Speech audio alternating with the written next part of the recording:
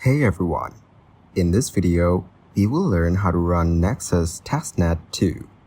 First, download and install Nexus Node from the official Nexus website or GitHub repository. After that, extract the Nexus Node files to a preferred directory on your machine.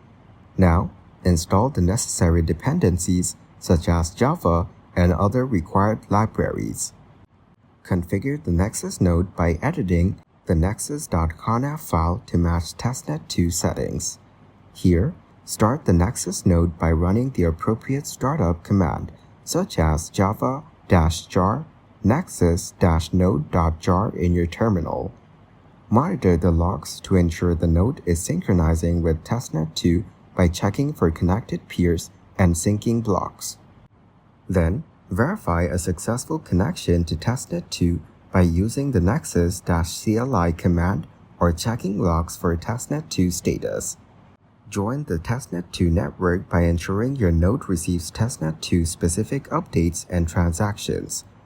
Keep your node updated regularly with the latest testnet 2 configurations and software updates. Thanks for watching. Don't forget to like and subscribe to see more content like this.